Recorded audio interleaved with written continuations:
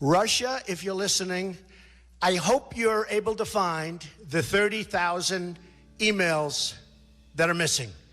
Donald Trump has surrounded himself with dubious connections to Vladimir Putin's Russia. That includes his campaign manager, Paul Manafort, who led Kremlin candidate Viktor Yanukovych to power in Ukraine and ensured Russian influence in Eastern Europe. Yanukovych, who's currently in exile in Russia, set off Ukraine's Maidan Revolution when his crackdown killed 100 protesters in Kiev. His advisor is now Trump's advisor. Trump's foreign policy advisor on Russia has shares in Moscow's state-controlled gas company. A foreign policy speechwriter for Trump has money in that same state gas company and is on the board of Russia's largest private bank. Trump himself has claimed vast business dealings in Russia, and his son said publicly, Russians make up a pretty disproportionate cross-section of a lot of our assets.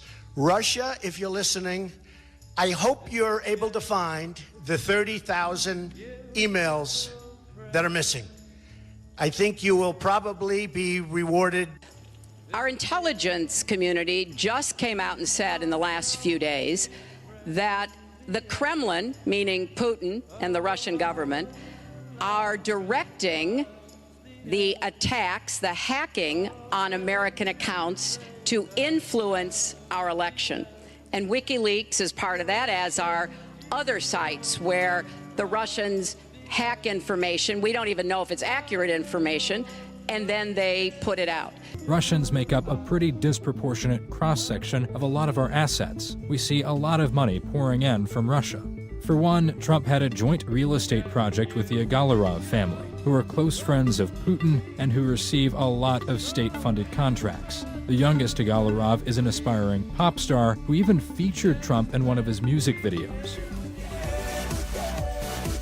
Emin, wake up. Come on. What's wrong with you? What do I have to get involved with Putin for? I have nothing to do with Putin. I've never spoken to him. I don't know anything about him other than he will respect me.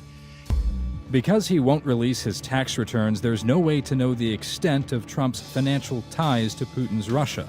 In fact, that's a leading theory as to why he won't release them. Because he is deeply involved in dealing with Russian oligarchs and others. All the state-owned Russian companies with Trump's staff and friends on their payroll are only operated through blessing from Putin's inner circle. And in the last few years, Putin has quietly funneled millions of dollars to politicians who might destabilize the West and be friendlier toward Russia.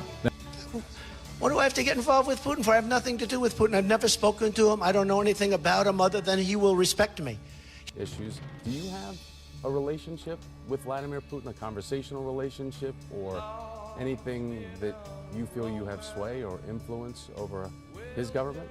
I do have a relationship, and I can tell you that he's very interested in what we're doing here today. He's probably very interested in what you and I are saying today. That includes an $11.7 million loan from a Kremlin-controlled bank to the party of France's far-right Marine Le Pen. In Greece, Putin's government is suspected of funding the Golden Dawn, one of Europe's most violent far-right parties. This is something American officials are actively watching. The Kremlin's working hard to buy off and co-opt European political forces. President Putin sees such political force as forces as useful tools to be manipulated.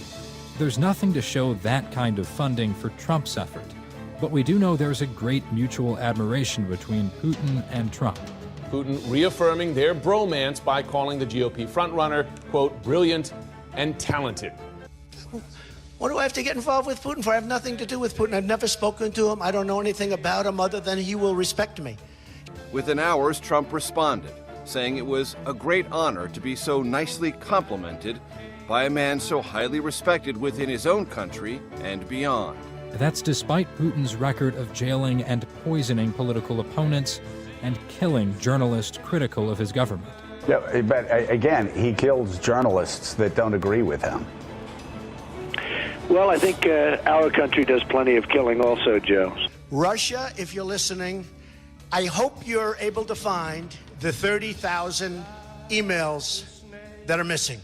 We have never in the history of our country been in a situation where an adversary, a foreign power, is working so hard to influence the outcome of the election.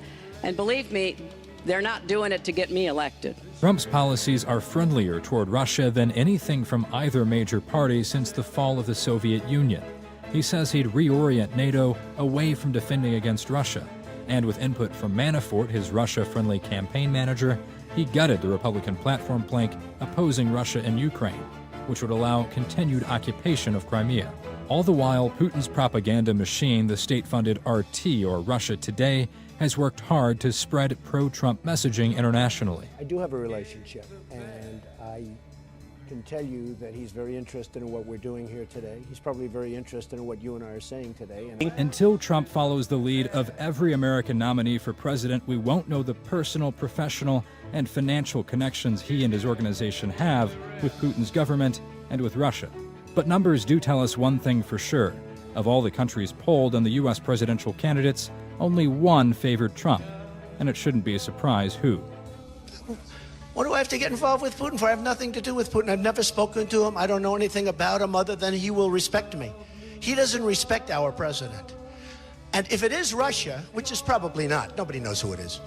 Putin has done an amazing job of showing certain leadership that our people have not been able to match. It's pretty clear you won't admit that the Russians have engaged in cyber attacks against the United States of America, that you encouraged espionage against our people, that you are willing to spout the Putin line, sign up for his wish list, break up NATO, do whatever he wants to do, and that you continue to get help from him because he has a very clear favorite in this race. I don't know Putin.